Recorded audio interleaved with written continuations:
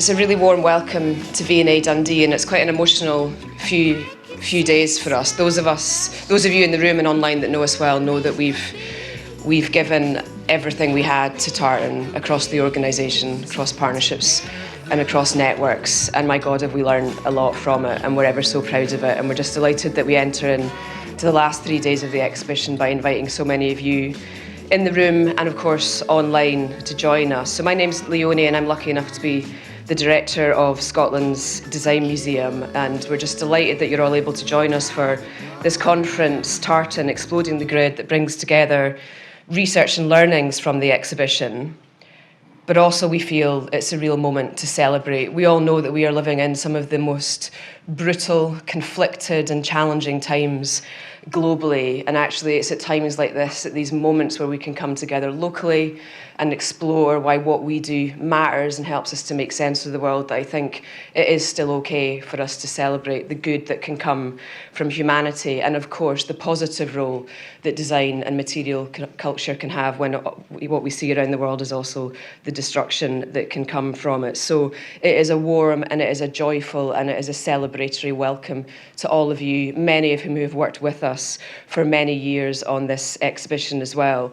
To avoid stressing my dear colleague Lizzie out, I'm going to do some of the housekeeping stuff first, because I always forget it because I get carried away with the emotion of the day and these sorts of things. But there's closed captions available for those viewing online. They should be on your screen already, and in person you can scan the QR code that's on the screen behind me or by following the URL listed. And there also should be signs around the room that Lizzie is pointing to. Yeah, they're on the kind of the sort of pop-up displays over there. No fire alarms are planned, so if one does go off, please follow the signage and follow the marshals that of course will be our team that are present around the building as well. And for those watching online, of course, we all got really used to doing everything online, but now we're in this world where some of us are here and some of us are out there, but we really want you to feel as much part of the day as we all are here in the room. So please do go for it with your questions, go for it with your thoughts. We've got a team of people who are really good on the iPad, and we'll make sure that they filter through to the speakers and the panel members. And of course, at a conference like this, there's lots of experts that are going to be up here, but there's a hell of a lot of expertise out there in the room and online as well. So we'll try and make that as shared experience as possible. So back to today. And as I said, the Tartan exhibition and all that is generated has just simply meant the world to all of us at V&A Dundee. Around 75,000 people have visited it since it opened last spring, and that includes every single school in this city and many schools beyond this city as well. People have travelled literally from around the world to see the Tartan exhibition. For those of us luckily enough to live locally or regionally or in Scotland, we think more people have repeat visited this exhibition than any other one we've done in our 5-year history. And one of the absolute delights of being able to witness and have access to the show every day is that a lot of people that have come have really gone for it in terms of what they've been wearing. They've thought about how to express their own relationship with fashion and textiles. And just yesterday, I was on a few cancelled trains trying to get out of Edinburgh, and I spotted a young beautiful little family with a tiny child and 2 parents, head to toe in tartan. And I said to my colleague, oh my God, I bet they're trying to get to Dundee to go to the show. And I was delighted then when I did indeed see them in the exhibition later on. So by thinking through so deeply what they were wearing, of course, they became part of that exhibition experience through their own self-expression and their own sense of individual style, which I'm sure will be a theme that comes up again and again through today. Part of today, of course, is to celebrate the community that created this exhibition. It's drawn together such a wide range of skills, disciplines and perspectives, and we hope, we feel, that the Tartan exhibition will be looked back as a seminal moment in culture for Scotland. We feel that it's been an exhibition that's been able to take traditions, innovations, evolving cultures and identities, and to bring new energy, confidence, and of course perspectives to them.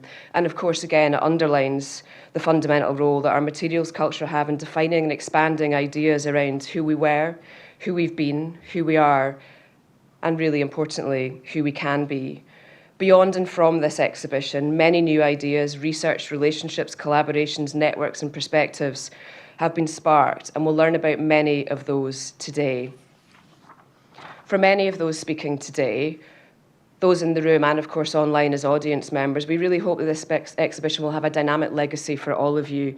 It certainly will for us at V&A Dundee. It hasn't just altered how we think about how we curate and produce major shows. It's altered how we think, what we think about our voice being Scotland's Design Museum and, of course, part of that V&A family. So that legacy is broad and it's deep, and we start 2024, we start this new year with a determination to take the Tartan exhibition around the world and possibly back again in some form.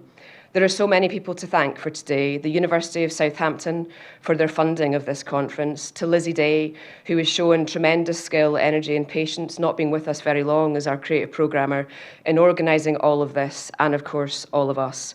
All of the speakers, many of whom deserve such credit. Many of you have been part of the exhibition, and your work as designers, curators, artists, historians, researchers, and of course tartan experts inform not just the ideas that are in the exhibition, but also really critically the values that are expressed through that exhibition. And at the heart of all of that, of course, is Professor Jonathan Fairs. And we're delighted that not only, of course, is he with us today, but that he's had a central role in planning today. And of course, it's Jonathan's 2008 book, Tartan, that really cemented the founding ideas that the exhibition has been able to grow from. Making an exhibition, of course, is different, though. It offers new opportunities, new scope, and it's through Jonathan's incredible research in that book and his ongoing generosity with us that we've been able to go deeper, explore more angles, find new pathways to tell in an experience that is the exhibition Tartan. And again, I think we'll mine through some of those today as well. And before we hear from Jonathan, I'd like to introduce three people to all of you, some that are very familiar colleagues with you, some that I hope you'll get to know better today through what they share with you. My heart fills with pride, love and respect when I think about what V&A Dundee's curators for Tartan have achieved in this last year, and that I know I will see them go on to do not only in V&A Dundee, but of course with Vary at National Museum of Scotland. So Kirsty, Vary and James, please come and join us. Thank you, and enjoy today, everybody.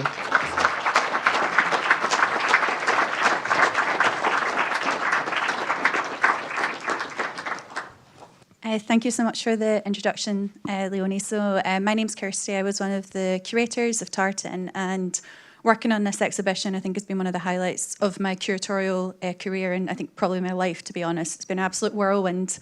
And I think this conference is just the perfect celebration of that. So I'm going to say a couple of words and then pass over to my colleagues. So the Tartan exhibition was the result of a number of years of research and of collaboration, as well as the research undertaken by the curatorial team. The exhibition includes the input of a network of collaborators. It certainly takes a village to create an exhibition. It's an absolute pleasure to be with you, all of you today. Many of you have been part of that journey over the past 3 years, and certainly longer than that.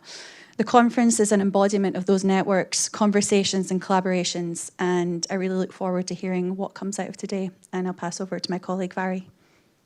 Yes, I can only echo what Kirsty said.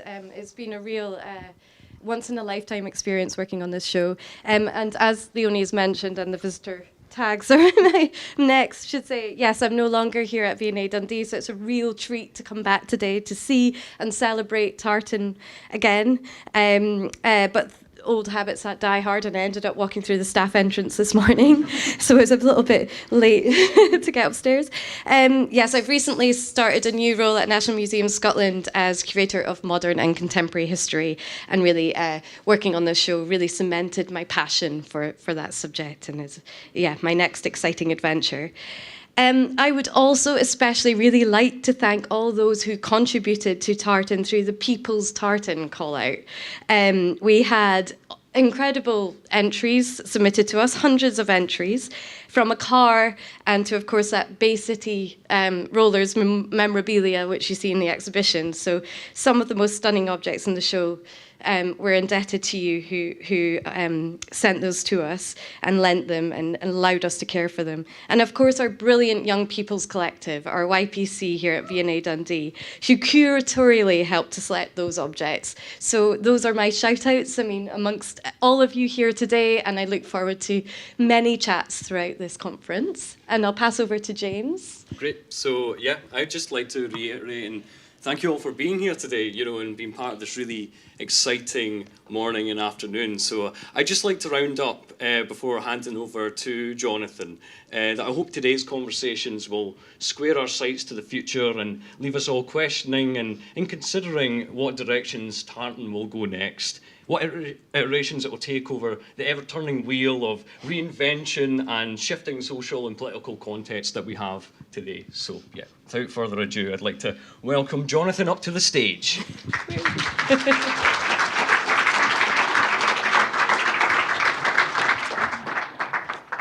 Welcome, everybody. I'll keep this brief, but I'd just like to say that transforming my book into an exhibition has been an unforgettable experience.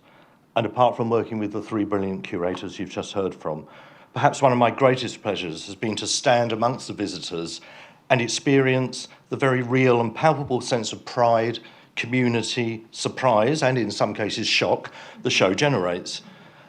As someone who believes passionately in the power of textiles and dress to tell complex stories about ourselves and global society, telling Tartan's stories through the amazing objects we have assembled has been a joy. But those stories continue to grow, develop, and generate debate, which is the point of today's conference, generously supported by my university, the University of Southampton, and which provides another forum for Tartan to continue to inspire and provoke discussion, not only by our fabulous lineup of speakers, but I am sure amongst us all gathered here and joining us online. But I think that's enough from me, as I'm sure we're all keen to get started. So without further ado, it is my very great pleasure to introduce our first speaker, David Batchelor.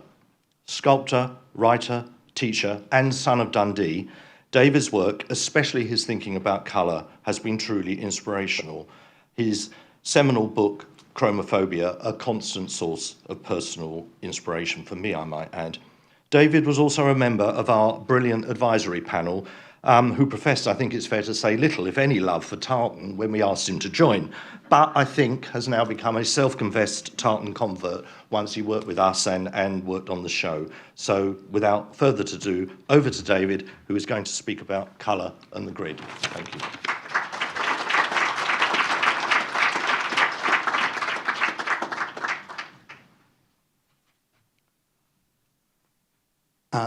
Thank you, Jonathan, very much.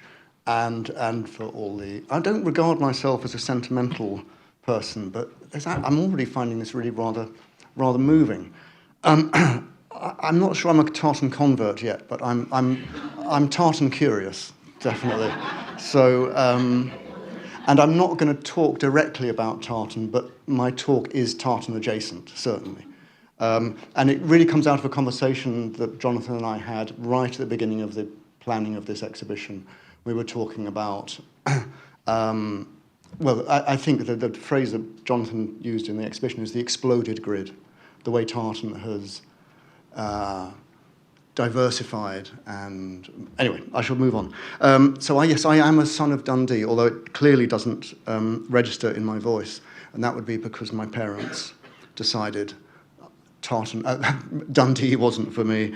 We emigrated to Canada when I was a baby. So enough of that. I'm going to talk about colour and the grid very much from my perspective. If you come from where I come from, which, well, by which I don't mean Dundee, I mean art college in the 1970s, a heady, if very messy mixture of conceptual art, the fag end of modernism, the winter of discontent, which some of you will remember, second wave feminism, Clause 28, numerous walkouts and various sit-ins and much more. Then, at one time or another, amongst the very many exotic terms that were flung around art studios and seminar rooms at the time, terms like Gesamtkunstwerk and Verfremdungseffekt, that's just the German ones, you would have... Oh yeah, that's a good idea. Thank you. I don't know who did that. You would have heard another term regularly discussed, and that term was the grid. Not a grid or some grid or any old grid, but the grid. Definite article, a bit prosaic perhaps, but there it was, a blunt single syllable, and one that many of us, including myself, took rather seriously. I first encountered the term in the orbit of October magazine, an important, if entirely joyless, North American academic art history publication, initiated in 1976 and dedicated to the overthrow of North American modernism. Don't ask. In particular, there was an essay by Rosalind Krauss, consistently, for my mind, the best and most imaginative writer amongst its then editors. And her essay was called Grids. I was absolutely convinced, I haven't read it for 40 years, I was convinced it was called The Grid. Actually, it's not, it's called Grids, but the only reference she makes is to the grid. I will rehearse the very basic argument about the grid. And this is, I should stress, this is very much within sort of the fine art schools and art history departments. At the time, unlike now, there was very little crossover between different departments in art colleges. The textiles department would never have spoken to us, and we would certainly never have spoken to the textile department. To our mutual loss, I would say, that things have changed a lot in art schools these days and in art production more generally, and entirely for the better. Anyway, I'll rehearse the basic argument of Krauss's The Grid. The grid in the visual arts for Krauss was a flat, regular, infinitely extendable lattice. And it was a quintessentially 20th century device which displaced and kept at bay what she saw as the relics of 19th century space and all that could inhabit that space, bodies, illusion, narrative, and such like. This was the lattice that underpinned much, but not all, 20th century abstract art for Krauss. Grids for Krauss are, quote, visual structures that explicitly reject a narrative or sequential reading of any kind, unquote. They are, quote, spatial, secular, and modern. The grid, quote, announces modern art's will to silence, its hostility to literature, to narrative, to discourse, end of quote. The grid crowds out all the vestiges of depth and perspective and modelling and nature and leaves, again to quote, a lateral spread of a single surface. In the visual arts, the grid is a fundamentally 20th century occurrence and can be observed, and it can be observed, it's not just theoretical making things up. It can be observed in the work of Mondrian, Malevich, Agnes Martin, Donald Judd, Eva Hesse, and almost the entire output of minimal and conceptual art of the 1960s. The grid becomes, for Krauss, an emblem and a signifier of modernity. She goes on to discuss the grid in relationship to myth, structural anthropology, psychoanalysis, optics, and more, but I will spare you that part of the discussion. So far, so good. And for me, there was and is much to like about the exclusions that the grid seemed to generate. And I've got some examples of some grid-based works. For example, am I going? No. I've already managed to, yeah. This is one mentioned by Krauss, the great Agnes Martin, The Islands, 1961. In sculpture, Carl André's Equivalent 8, which became a sort of cause célèbre in the 1970s in the UK.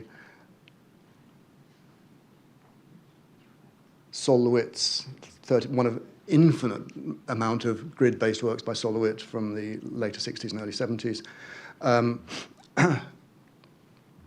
And Eva Hesse, even although this work contains obviously sort of flexible and actually little rubber tubes, it is still a grid-based box that it's derived from. And another Carl André work on paper, a 9-part typewriter drawing. Hannah Darboven's, to my mind, bafflingly complex and inexplicable grids and diagrams and numeration.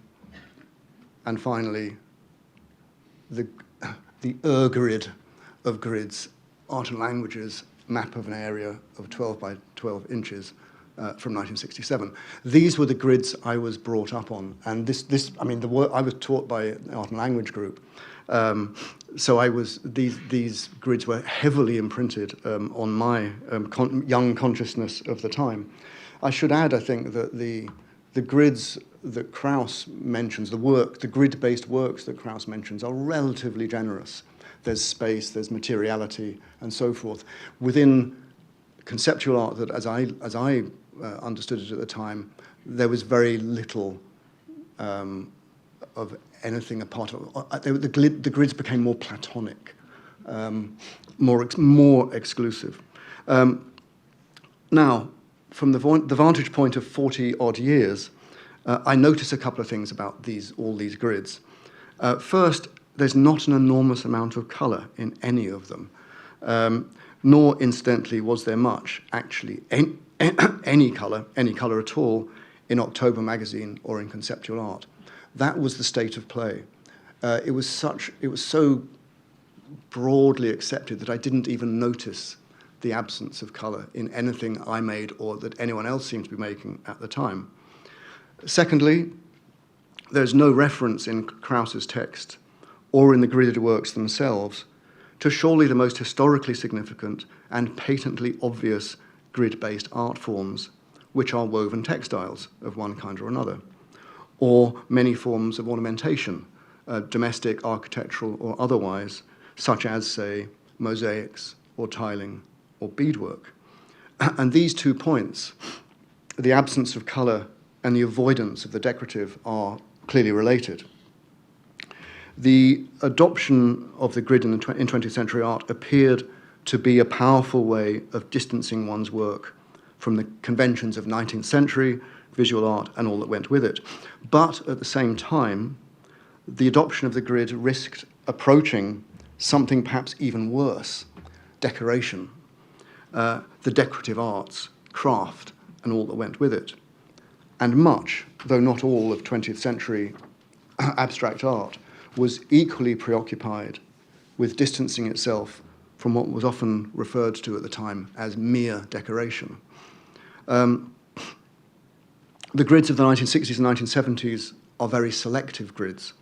The grids of the map and the diagram and the intellect, but not the grids of pattern or decoration or the sensuous. It is also emphatically a Western grid, something I have to say I didn't notice much at the time, but there is no reference whatsoever to the grids of non-Western art or culture. The absence of colour for Krauss and for conceptual art, but significantly not for all minimal or pop art, signified in a rather conventional way a privileging of seriousness over sensuousness, a refusal of the decorative, and, Lord please us, Lord save us, from the ornamental. Colour, as is often the case in the West, becomes the fall guy in the campaign against the more ungovernable pleasures.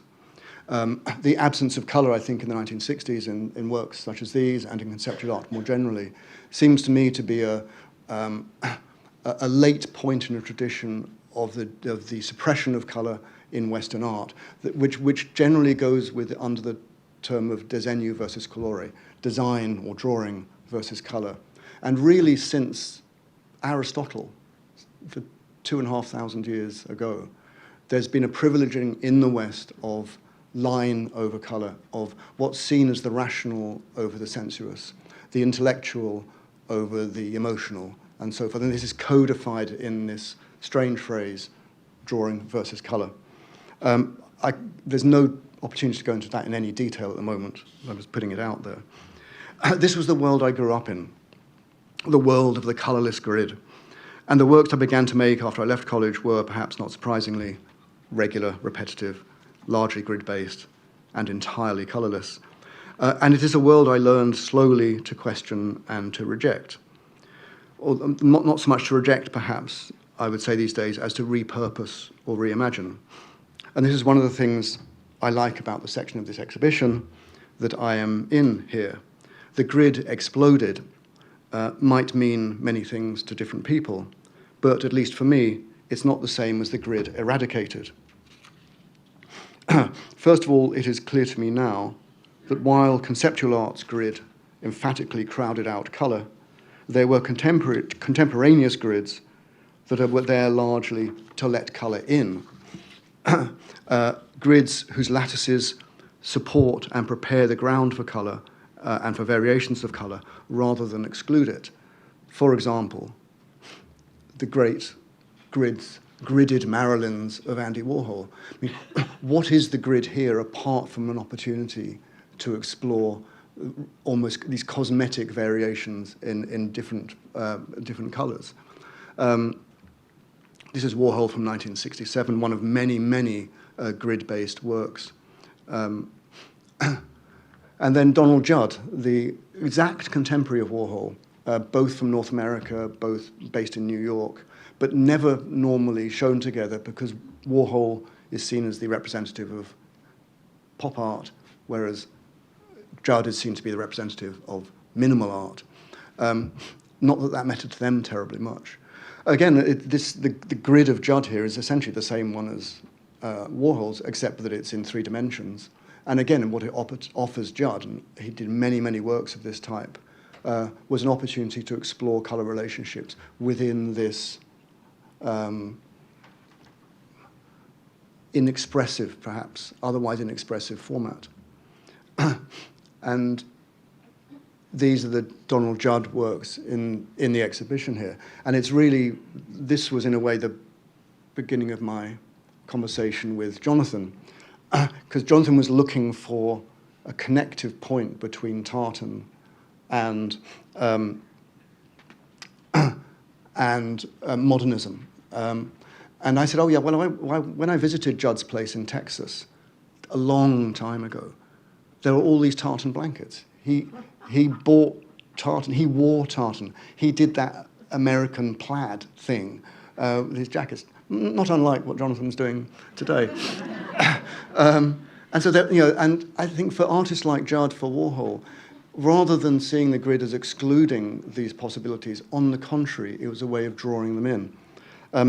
I've been told to hurry up a bit, which I will do. Now, of course, for Judd, it doesn't come from nowhere. There are an earlier generation of artists for whom the grid was an opportunity to explore colour rather than exclude it. Joseph Alba's many homages to the square would be of that type. Or Annie Alba's brilliant gridded designs for various forms of weaving. And it was with the work of Annie Albers and Sophie Taube-Art and Günter Stotzel, the women of the Bauhaus, who are generally pushed into the textile department, that the grid draws upon and opens out onto this rich tradition of textiles. And I'm just going to show you 2 of what seem to me to be markers of that tradition very quickly. A fabulous pre-Columbian tunic from Latin America from about 800 CE.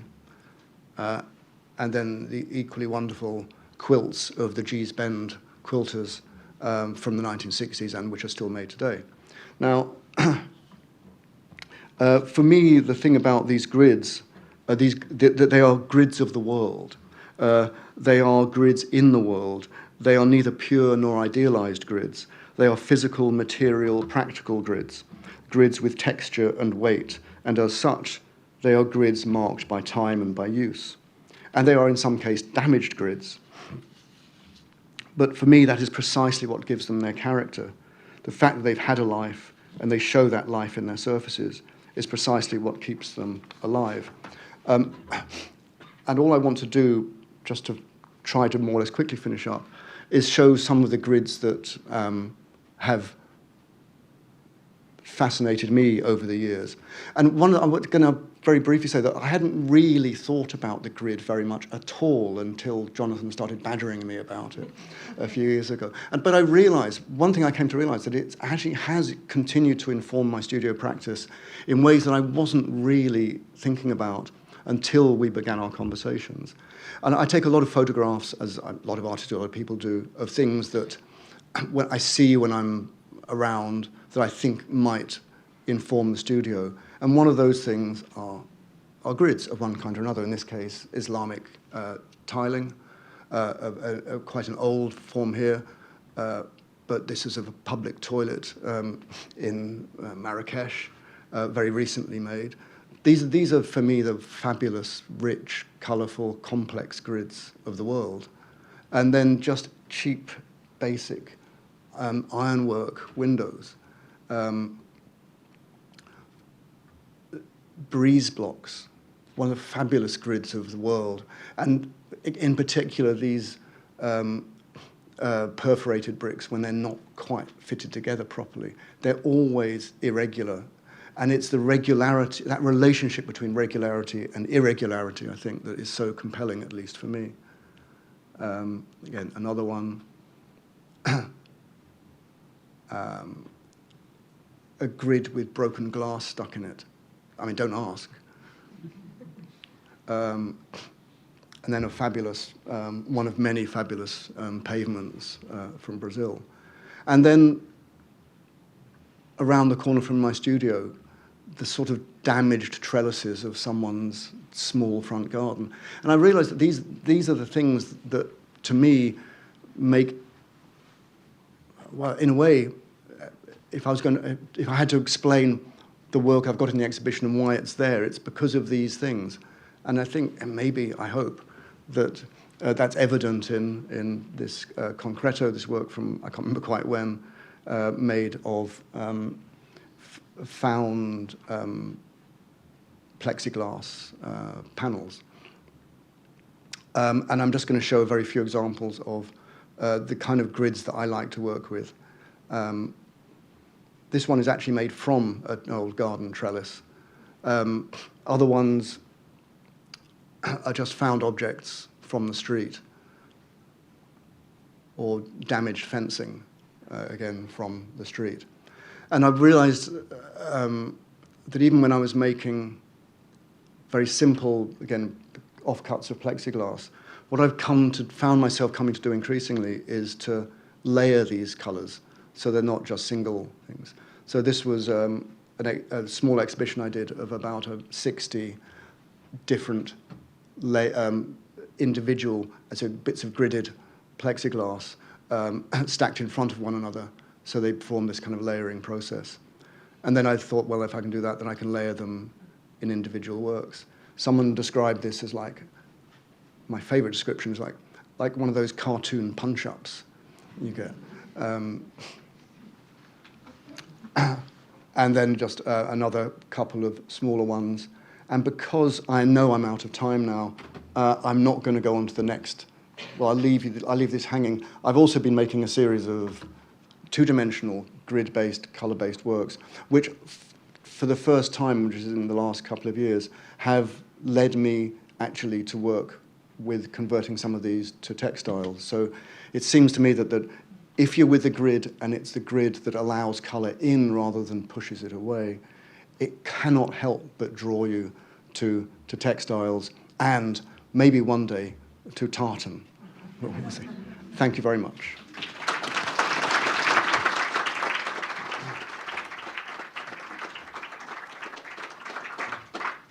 Thank you so much, David. What a start to the day and to the conference. I couldn't have asked for more, really.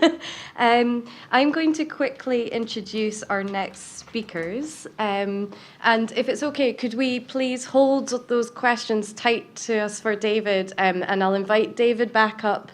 Is that all right? Afterwards with Hugh and Caitlin, who are next up. And hopefully there'll be some... If you have individual questions for each speaker, that's great as well, but maybe you'll find some connecting threads and themes, and we can have a nice discussion, so I'll try and make sure we have time for that. So again, Matin va, falche orev a Chardin. It's my pleasure to introduce today Professor Hugh Cheape, whose work we, Jonathan, Kirsty, James and I are indebted to. Hugh has worked over 30 years at National Museum Scotland, my new home. Latterly, he was principal curator there in the Department of Scotland and Europe, and is now lead on the MSc in Material Culture and the Gaeltacht History at Sabelmoor Ostag at UHI. And amongst many things, while at National Museum Scotland, to just mention, he was curator of a landmark Tartan exhibition which went on tour, international tour in the 1990s, I believe, and was also advisor to the wonderful National Museum of Scotland exhibition Wild and Majestic, if you caught that. His work really focuses on how Gaeldom is and always has been at the centre of European innovations and fashions. And alongside his fascinating research and colour analysis of historical tartan textiles and much else, including ethnographies of bagpipes, I am so grateful for Hugh coming today to tell us about his career in tartan. So, Hugh, can I invite you up to the stage?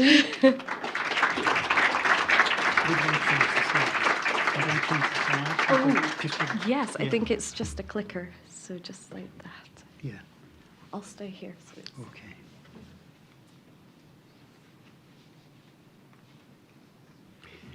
Thank you very much, Kirsty. Am I coming over clearly here? Yeah. When I opened the file to read what the program was going to be, I was slightly shocked to see that I had this career in tartan against me, since this didn't really represent my work in the National Museums. I was not a textile curator, so I'm making a dreadful disclaimer to start with, so my fraudulence is laid bare. But what I did, as I read A Career in Tartan, actually the first word that jumped out was a carer in tartan. So maybe and for that reason I thought, well, I'll leave it with Lizzie. I won't ask her to change it. I thought that was a bit fussy. So that's my excuse, that I might have once been a carer in tartan. Well, I started off just as a general museum curator with a broad responsibility for collecting and interpreting the culture of Scotland. But my involvement with tartan, in fact, shockingly goes back to 1984-85, when the National Museum of Antiquities of Scotland was asked by the Highland Society of London to take on their tartan collection on loan.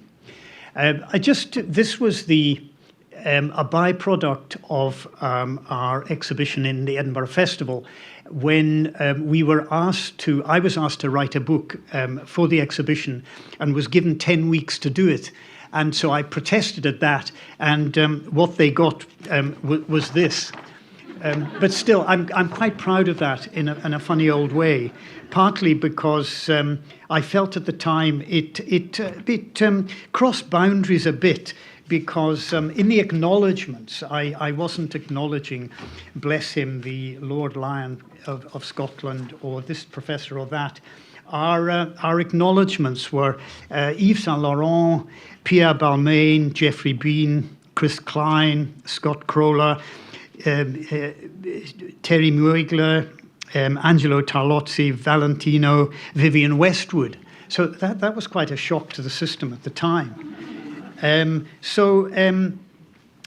The museum did, as a compensation to me, to tell me that I could put together the labels from the exhibition and they print it up as a book. And the book was very, very handsomely done. But what I just wanted to point out to you, I thought our designers were a bit coy, with the cover, where basically a early 19th century romantic artist, and with a dramatic landscape, as the whole book cover shows, and these rather mysterious figures, which I have to tell you is Macbeth and Banquo, appearing out of the rough ground, and countless forces of armies marching past. So I thought that was a bit coy in a way, but I was too junior to say, look, we've got to have something a bit more in your face, given all the designers we had.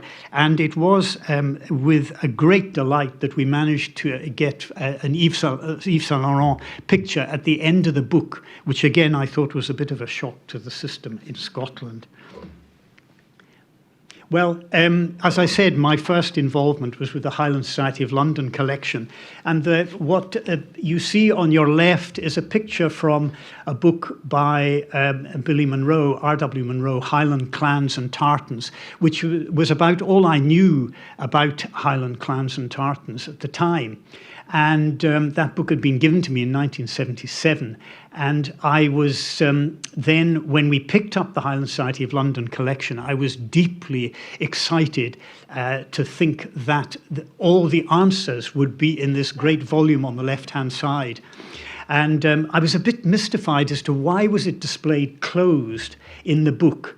And anyway, we went in a car to London and picked up the collection, and it was all wrapped up, so I wasn't allowed to look at anything. And when we got back, and I opened the parcel with trembling hands, only to find this book had been entirely gutted. There was really nothing in it, or very, very, very little. That's another story for another day, but it was intriguing.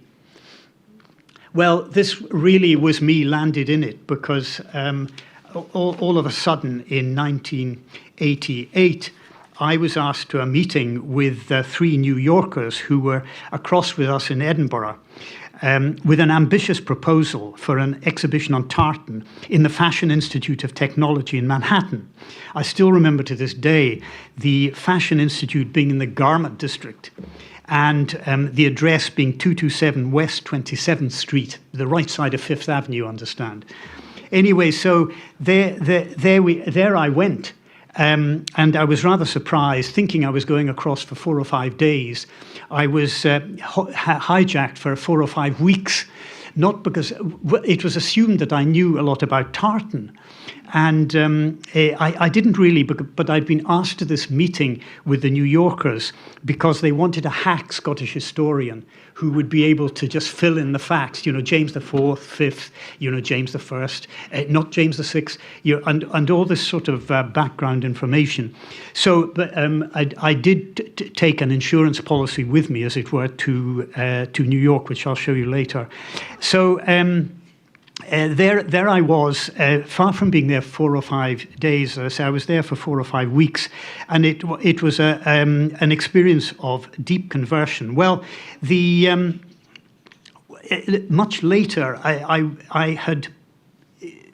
was so aware what a different perspective on tartan there was in North America at the time. And what you've all had on your seat there is my rather bossy letter from America. You know, shamelessly adopting Alistair Cook's weekly 15-minute talk on US life, and for my own little preaching account of that we should be patient about the American view, that it was very, very interesting and was able to tell us about ourselves. So that was a byproduct of that. But more to the real point was that this the FIT exhibition closed to rave reviews, and we were then shoehorned into doing something similar in the festival, which of course was the 1989 festival exhibition. And this was our designer on the right, and it was my first experience of tartan tights. And this was Cindy Serco from Manhattan, who was a photographer designer, who did the exhibition with huge verve and liveliness, and was a great person to work with. And as I say, with the tartan tights and everything, it was a steep learning curve. Well, the exhibition was reviewed, and in the London press, we were well treated, and I just picked one out of the Sunday Times, a dazzling display of Scottish riches. The local press, a downer, a spectacle of little depth, a murky, fading and mildly embarrassing presentation of a textile representing Scotland's less than glamorous past and some fashion designers present. What a shock to the system. What a shock to the system. Anyway, I decided I was too junior to really worry too much about this. But I was deeply curious as to be aware that there was something going on in Scotland at the time. And this is what I believe it was all about. It was a phase of a marked rejection of traditional values, really as byproduct of the new left intellectual movement of the 60s and 70s. Interesting at the time, I was a student who, at university, almost our only textbook was the Marxist E.P. Thompson's The Making of the English Working Classes. So these were important times. And the other event at the time, which was very, very important in Scotland, the striking and symbolic success of the play, The Cheviot, the Stag and the Black, Black Oil. That's another story too. Playing to village halls throughout Scotland and introducing people to the story, the issues of the clearances, which were arguably little known of at the time. And then piled onto that, the journal Past and Present ran this sponsored conference on the invention of tradition. And the disaster for Scotland was that the late Hugh Trevor-Roper, Professor of Modern History at Oxford, was handed the business of the invention of tradition, the Highland tradition of Scotland. And from that came so much. But the point for us today is, in a way, that's all in the past. And this exhibition, I think, has cleared the air of that old furniture. And because the serious misrepresentations in that paper and in many aspects of the book, God bless Eric Hobsbawm, but it's true, these have never really been properly visited and should be visited from now on. And for me, Jonathan's book and Ian Brown's Tartan and Tartanry are part of that emancipation and moving forward. At the time, too, another aspect was basically the success of sociology and books, sources such as Understanding Scotland, The Sociology of a Nation, amongst which, Tartan was regarded as pure kitsch. I remember a phrase, a set of garish symbols, this sort of thing. And the very influential sociological teaching point that Scottish culture, as perceived, has been dominated by mythic structures. And when we were then set to planning the new National Museum of Scotland, we, of course, had to look for icons and images. And really, I was curious that our educators could not see beyond Oscar Mazzaroli. And of course, that was so important, but it was not blended in with anything else. This was urban Scotland was all that it was all about. Well, for a national icon, the birth of Tartan as the national icon was a challenging one, and this transformation of traitor, enemy of the state, into an icon of national identity, absolutely fascinating. And there's one or two little points here which I've circulated with my text, but I thought that the quote on the left-hand side is important vis-à-vis notions of clan tartans, and the items on the right-hand side are the protests of Gaelic poets at the post-1745 legislation, which was designed to undermine, reduce, and destroy Highland culture entirely. And this was the interesting thing for us was it was applied indiscriminately to the Jacobite clans who supported the government, as well as to the Jacobite clans on the one hand, and to those clans who had supported the Hanoverian government. So fast forward to the fearful twins, as it were, of fake tartanry or whatever it is. Now, in our exhibition in 1989, I introduced a section on the Sobieski Stuarts because they had come to fascinate me in what they had done. And the fact that Vestiarium Scoticum, this treatise on clan tartans of 1842, however we might denounce it, was what everybody wanted. This was fantastic stuff.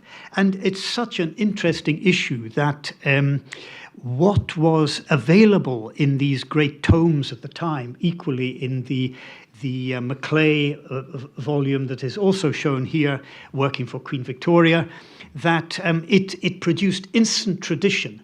And I think this is a sort of byproduct of the Enlightenment, that if you need tradition, here you are. This is what you've got. So this is an important thing. Well, following people like Maclay and the 19th century enthusiasm, you have wonderful images like on the left, not a very well-known one, but this comes from the frontispiece of a book on Highland dress, a manual of Highland dress, how to wear it. One of these books designed to make you anxious and send you to the shops to buy more accoutrements, which is what it was all about. This the author of it, John McQueen Loudon, was a I've got his name wrong here and I can't see it anyway, but he I suppose it's instantly dismissible, but it's part of the historiography of tartan.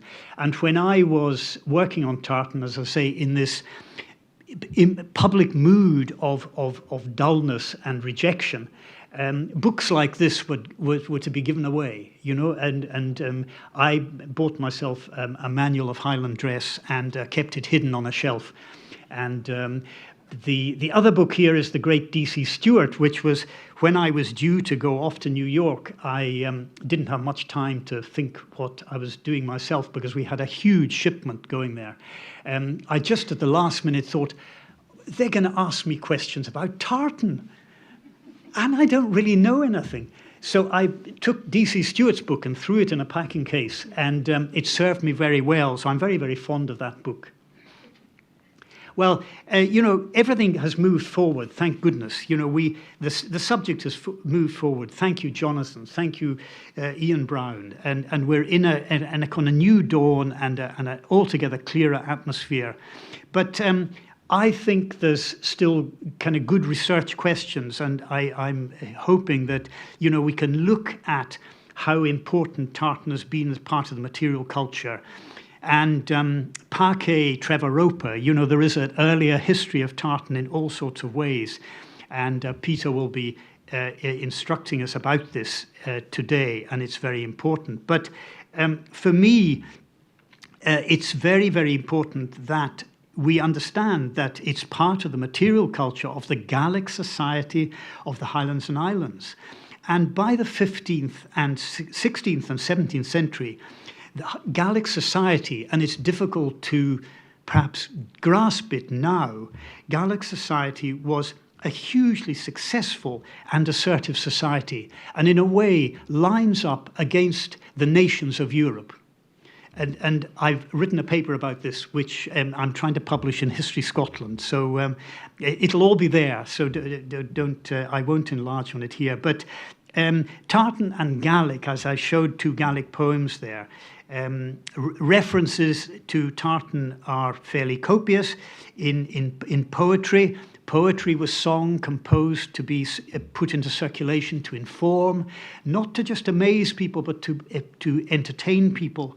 And tartan, as our late colleague John McInnes has defined, is part of the panegyric code, the praise code of Gaelic, the language and culture. Oh, just oh dear, I've lost my slide now. I wanted to. Yeah, I just wanted to recommend to you that this is the two pictures here from Burt's letters of the 1720s, reproduced endlessly or from time to time. They're familiar to us all, but they are well worth, if you like, deconstruction and re-examination for what they tell us. Very, very important images. I've got far too much to say about them, but for another day. Anyway, just to round it off, my own interest has been sustained particularly by a dianalysis project that we did. Coming out of 2 exhibitions on tartan, it was felt that we were, or I was, a source of deep information about tartan, which, as I've disclaimed at the beginning, wasn't really the case.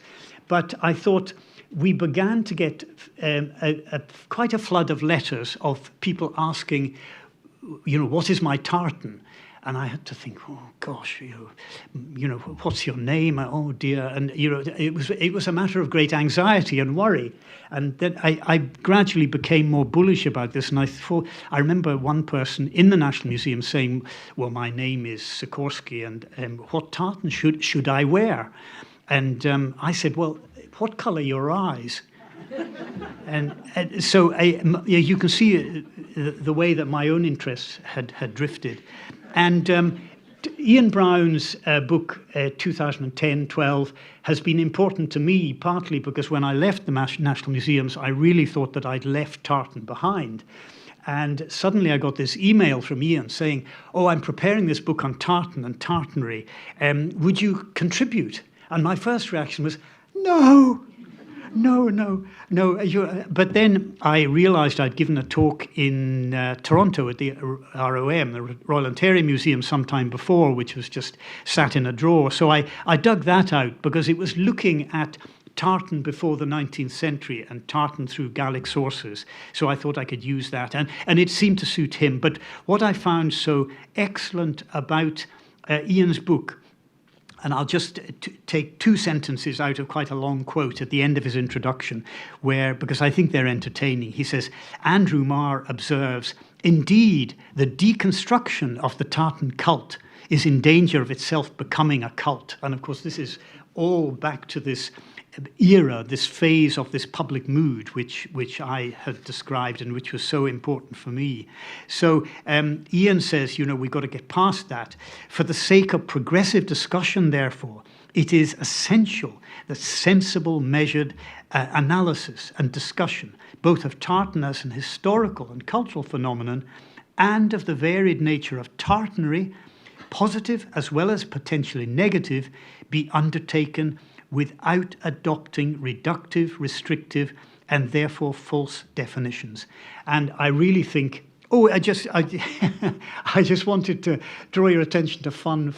To this picture on the right is a sort of source that should be drawn into the discussion. This is a very, very special picture. It's a postcard that was floating around before the war from a community in Skye called Portnalong. And anyone who knows that community knows that it's a very complicated and special one. And when I saw this postcard, I had noticed this figure appearing in several of the pictures. And this was a crofter's wife from Portnalong. And look at that dress. Look at that dress. Fantastic. I'm Art Nouveau and modern art and all, and beautifully, beautifully coiffed hair and with a big dye pot and dyeing. And of course, the implication of the pictures, this is really kind of folksy stuff, and she's dyeing heather roots and all the rest of it. Well, how do we know? She's probably using imported dye stuffs. Anyway, I hope so. And this was, we had ran a dye analysis project to enable me and my colleagues to avoid having to answer letters about what's my tartan. And I do feel it was quite successful. But thank you so much for having me.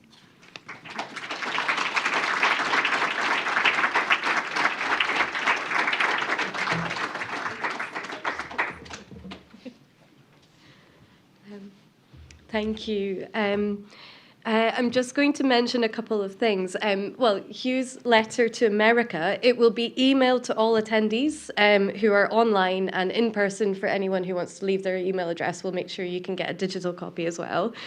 And just to say, unfortunately, our Q&A online apparently is having some little minor tech details, and we hope to resume that ASAP, certainly after the break.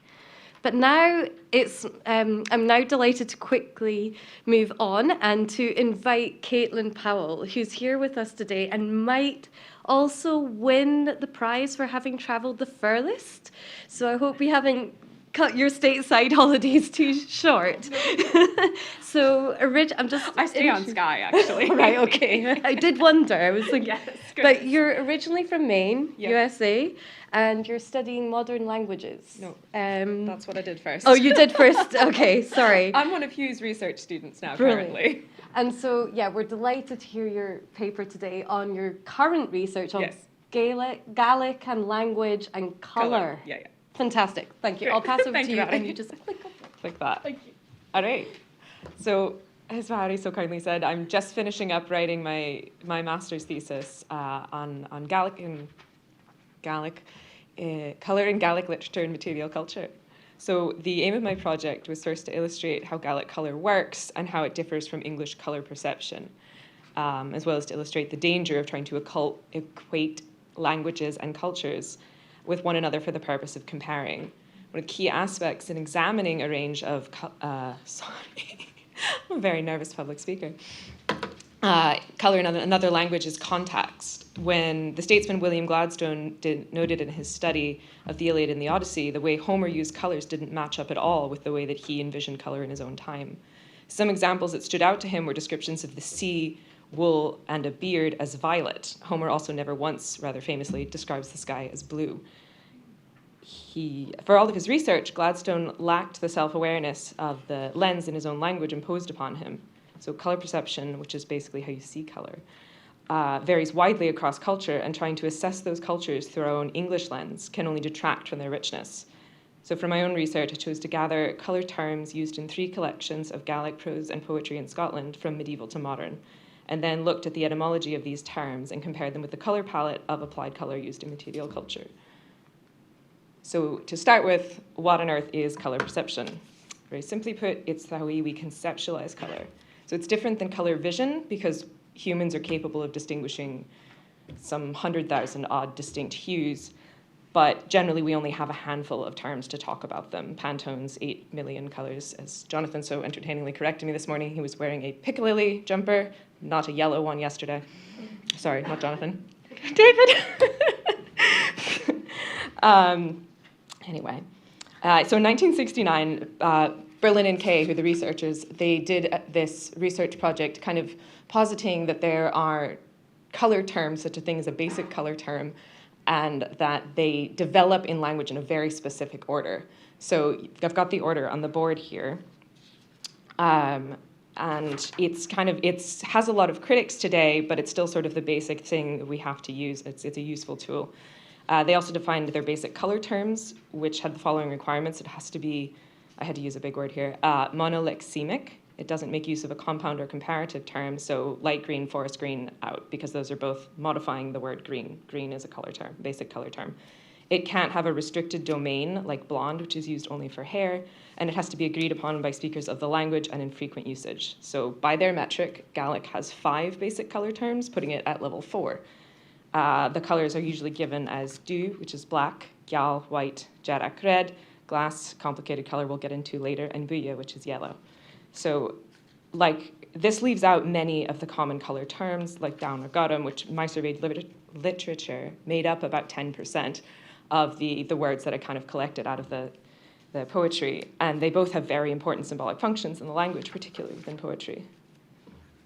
So glass kind of gets us into the word gru, which is sort of a linguistic term that people have been using to talk about colour. It describes the phenomenon where there's one term for both blue and green, or they're considered variants of the same hue. With this background on colour perception out of the way, we'll look at the Gaelic colours. As this isn't a Gaelic lecture, it's been strongly suggested that I not sit here and teach you every single colour in the Gaelic language because you'll all be sleeping. But I've chosen the 3, which is basically the gru domain, that I think is the most interesting, but also kind of gives you the best example of the variance that you get within Gaelic colour. So glass is most simply grey, but this limits the full domain of the word severely. Grass is often glass, depending on dialect, in Ness in the north of Lewis, for example. In Winded to the West, Meg Bateman and John Purser theorised that glass represented new pale green growth when referring to vegetation without saturation. Godam is most simply blue. However, this is the other half of the gru phenomenon in Gaelic. So in the popular Gaelic song, Saun in Ila Godam in Yor, in other dialects, grass is commonly described as godam. Bateman and Purser suggest that here it represents a more saturated, shiny hue, and a holly leaf is a classic example, very dark, rich green, very shiny. Gaeldom is also occasionally used for the sea and sky, but also for dark skin and dark wool, as in Dönya Gaeldoma or Ersnakurik Gaeldoma. And Uania is kind of the real outlier of Gaelic colors. It isn't that Gaelic does not have a word for green, they do, and it's Uania. And if you learnt your Gaelic in primary school, this is probably the one you were given for green. But its color was actually, its use was quite restricted to the unnatural or the supernatural, such as Anlochan Uania, which is a very bright turquoise color, or in poetry, you see, like in the Tainbo Cooley, the otherworldly fairy women who come to take the dead hero away. An aspect of color that is frequently overlooked when studied through an English lens is that some languages have other values to color, whereas English is primarily a hue-based color system. So hue can be defined as, like, really it's the specific wavelength that we're seeing reflected. It's what we mean when we say color, but not all languages mean that. A lot of other languages consider saturation, wetness, temperature, and brilliance to be part of what they say when they mean any given color word. Even as English speakers, we often attach non-hue meanings to color terms. For example, blue is considered a cold color, red, yellow, and orange, we think of them as warm, and we also use blue to describe sadness. So that's already an easy built-in example of color can mean things other than just the hue itself. One of the most important aspects of description in Gaelic, which Gladstone noted in Homer's poetry as well, are the qualities of lightness and darkness. Often in ancient Greek and Gaelic, words we consider to refer to color today, we're referring more to how dark or light something is or how bright it was. Descriptions of the sea and sky begin to make more sense when one considers that it's not the hue being conjured, but rather the depth, darkness, and glittering quality of light. Many of the Gaelic color words have their kind of Proto-Indo-European roots in words for dark or light. Sometimes you kind of have an unexpected etymology that you find, like the word garum is connected to our English word warm. Don't usually think of a blue as a warm color until that movie came out very recently. Jarak is related to the English word dark, so red and dark, not things we normally connect. So sometimes you have meaning that shifts over time. So you have one word that will start meaning one thing, and gradually it kind of, you keep the word, but the things attached to it will shift. Jessica Hemming published a really lovely paper on color words within the green-grey domain in Welsh poetry that she called the cool, bright cluster. She notes that glass has the same Indo-European root as the Gaelic gyal, so white or bright, and it's also the same as gelp and yellow. So you get yellow kind of comes into that cool thing, which you also get blonde and blue are related etymologically. So it's kind of, you have, what does glass mean? Well, it's kind of this, okay, blue, gray, green, but then we also bring in yellow. And then you have the Latin word glacem, which is a Germanic loanword for amber. And so you're like, okay, blue, gray, green, yellow, now it's shiny and translucent as well. And so it's this whole spectrum of things that aren't necessarily, it's much more complicated than just gray. And she links the Greek word glaucus to the domain of glass, like, the famous Homeric epithet for Athena is Athena glaucopsis, which is frequently translated as either bright-eyed or owl-eyed. You could say gray, but that really doesn't kind of communicate fully what it is. And he also used it to describe cat's eyes in the eyes of a lion. Hemming notes that almost all of these words in her Welsh cluster are used to describe horses and also moving water. So it's things that are very powerful and things that are moving. She actually suggests a young salmon, a glacat, which literally just means a grey thing, as an ideal example of glass. So it's dappled, shiny, shifting in shadow, and filtered through running water. This is just a quick few slides that I did, just with literally the number of color words that I pulled out of my own research.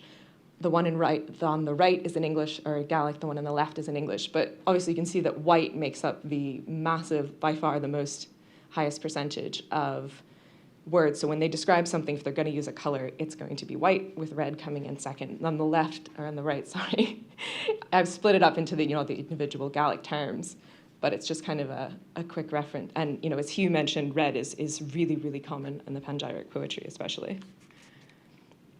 This was just a fun color list that I found. So this is one of in the Book of Ogams, there's not just the one that relates them to the Irish letters for the trees, there's ones that are for birds, cows, dogs, ones that are thought to be an early form of musical notation. So what's fun about this is it's not necessary. It's a bit contrived because obviously they're trying to fit the colors to the available letters, but it's a really interesting look at what constitutes a color. So you can see here, some of the words are obviously colored. There's a few that have completely fallen out of use now in modern Irish and Gaelic, but there's also a few like, sorcha, or what's the other one? Ushta, like they don't describe a color at all. They're a quality. So it's interesting that you're considering a quality as something that you would include in a list of colors.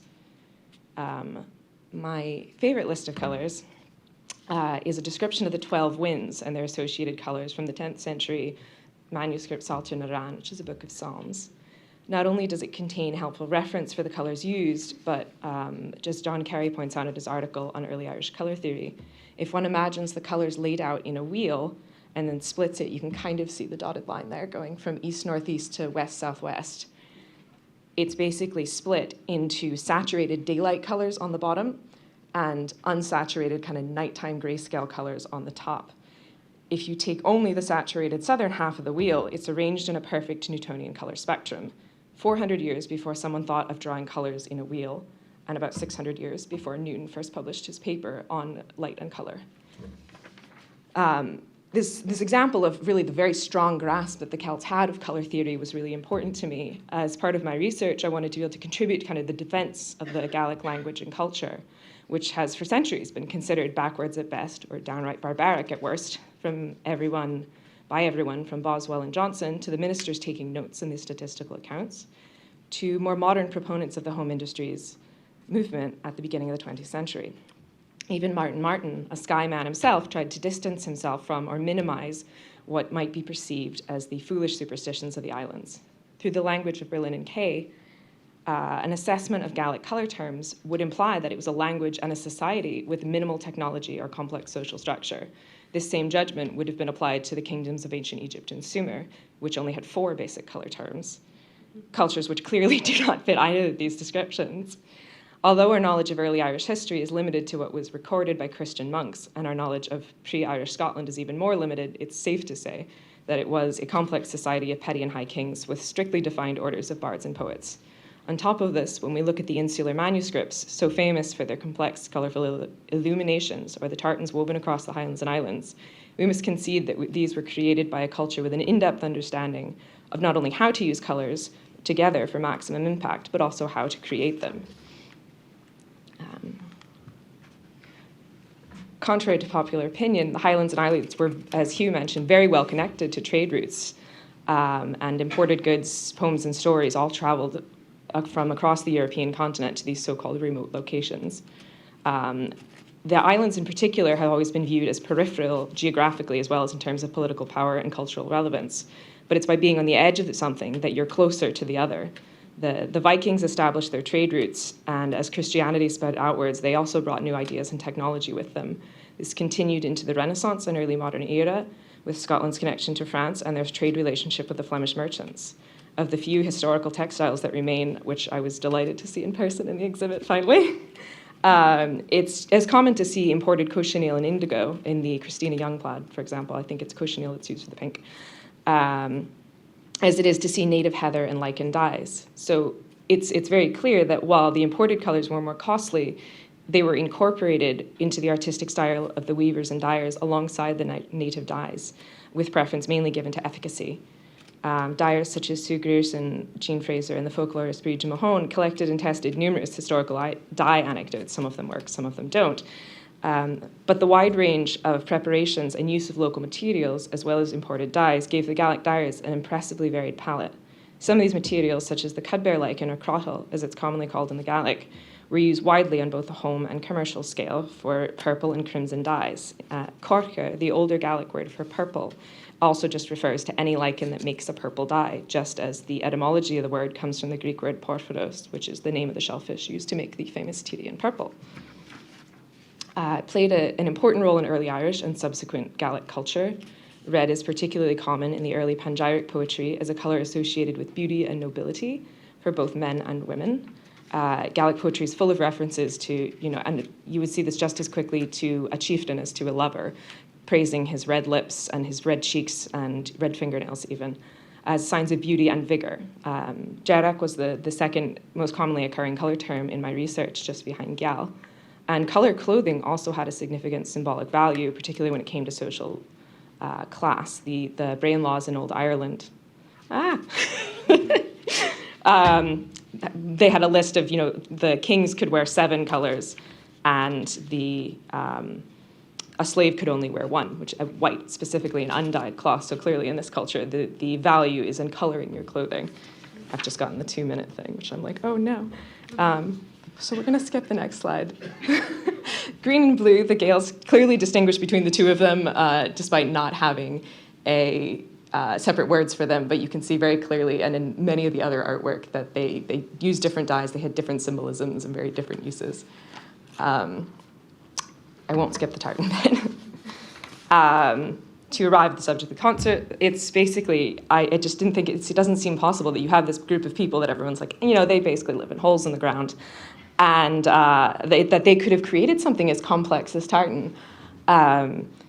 If you gave a kid a square of fabric and said, draw a tartan, it's probably not going to look that good, because part of the attraction to it is the balance of very strong colors of different values. So if you looked at this in grayscale, the top pattern is much clearer than the bottom pattern, which is the quite muted, much darker black watch plaid, which I suspect, with no historical basis, that it was probably intentionally devised to somewhat, you're suppressing the Highland culture, and you're also suppressing the colors that they use to express themselves. I'm getting an absolutely not here from the audience, but that was just something that occurred to me. And blah, blah, blah. Red and yellow, so the red and yellow seem equally bright, but if you see them in grayscale, you'll see one and you won't see the other, so that it's very clear which ones are black and which ones are white. The intricacy of the tartan, like the illuminated manuscripts, is, oh God, now I've totally lost my place. I'm so sorry. I think you can't really talk about tartan and fabric and its influence in modern society without talking about McQueen's his work and his exhibits. And something that I've thought was really interesting is that you have its most important modern thing is the modern pop culture role, particularly its connection to the punk movement, as something bold and brash, taking the qualities that the Gaels were accused of, unsophisticated savages wrapping themselves in party colour, and throwing it back in the face of the bourgeoisie. Well, I think we can't reclaim tartan for the Gaels, and it was a history that originated far from Britain. It's also important to consider what McQueen made such spectacular examples of, particularly with his Highland Lit Rape collection, that English punk and Dame Vivienne Westwood herself built their rebel image on precisely the thing that was taken from the Gaels by the English government with the Dress Act of 1746. I've always thought it was interesting that I've never heard the phrase cultural appropriation thrown around with tartan, whereas it's proliferated past that point now, but it was a symbolic thing that was very specifically banned. And as you can see in Hugh's slides, how strongly they felt about that being taken from them. We've always used tartan to kind of mark ourselves as different, and also to identify ourselves to people who are the same as we are. It makes sense that a pattern that has its roots from somewhere as far away as the Tarim Basin in northwest China, and has kind of sprinkled its influence across the European continent to where we are today, has produced such diverse modern applications as all the textiles we saw in the exhibit. As Gaelic is being studied worldwide, we're kind of at this interesting crossroads of, do we still hold fast to the old traditions? Do we embrace the new? And my personal opinion is that the language can't survive without the learners. But also there's so much richness to the history of the language that we lose as we try and force Gaelic into our English mold. This is, I think, one of the clearer places to me is that basically trying to force the color palette of the poets into our Crayola box of 8 that we've just stuck Gaelic labels on.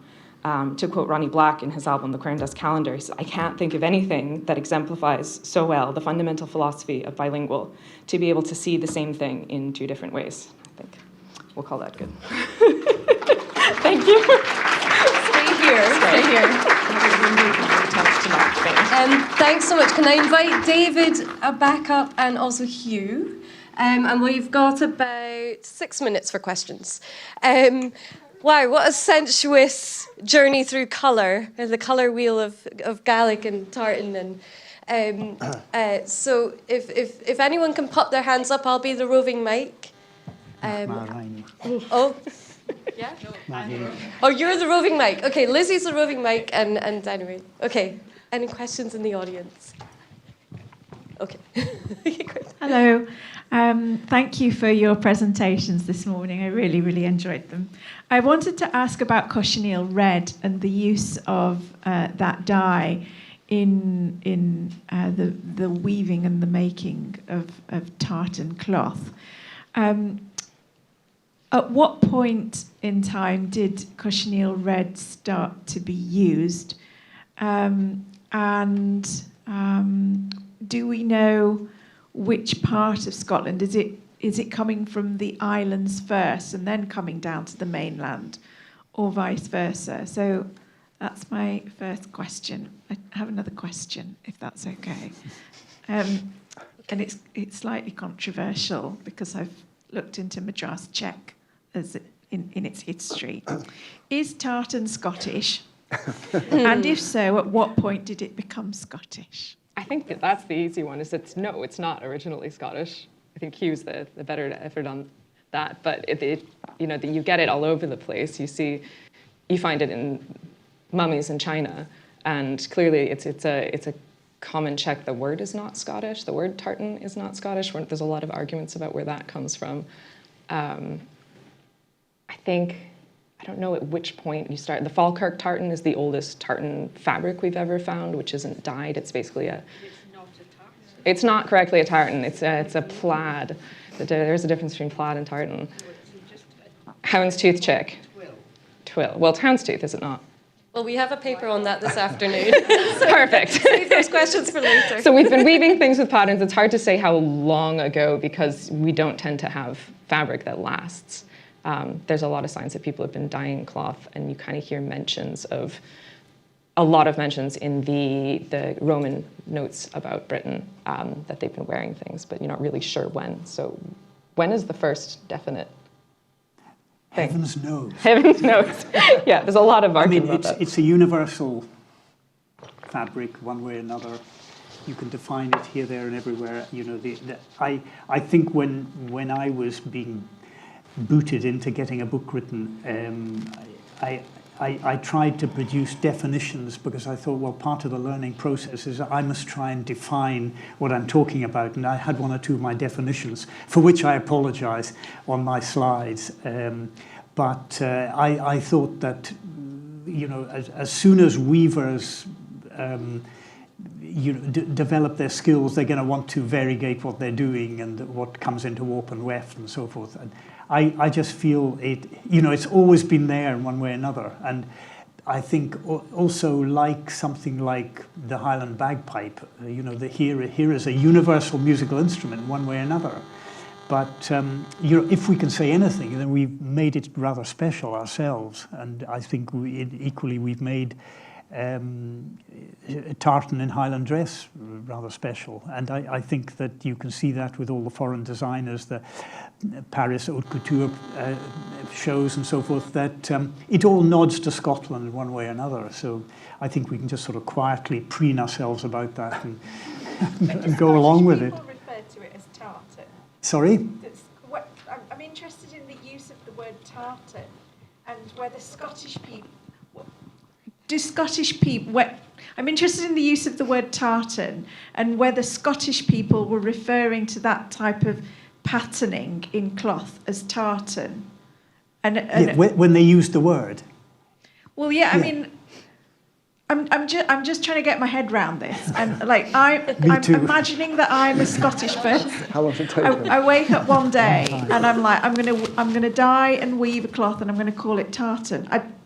Do you know what I mean? You called it brechin in Gaelic, which just means broken or speckled. Right. So that's the word for a tartan. A plaid is a cloth in Gaelic. So you use plaid it could be a patterned cloth. It could be a totally undyed thing that's on your bed. And so you kind of have that distinction. I don't know when they started using the word tartan in English, but that's where the distinction was, and that's where the word comes from in Gaelic, just anything multicolored. That's kind of like the word brackish in English. It was Hugh who introduced us to the brilliant word kenspeckle. Oh. go big kind of colour, Yeah. like yeah, David's yeah. picture here. Yeah. his artwork. I can say something about cochineal. I can't say Yes. anything about tartan. Great.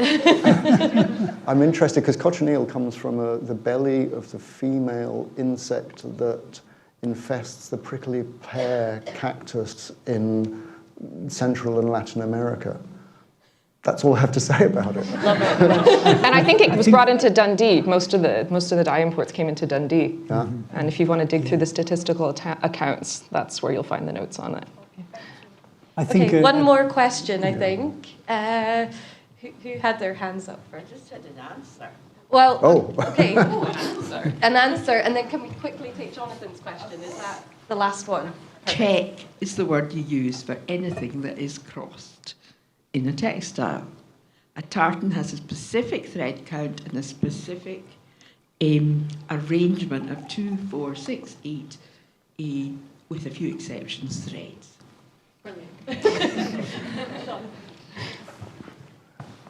I suppose it wasn't so much a question, but I guess there's two arguments, isn't there? You're concerned about the word, the etymology, which, as the lady just said, you find checked traditions in indigenous cultures, textiles across the world, so, they're global.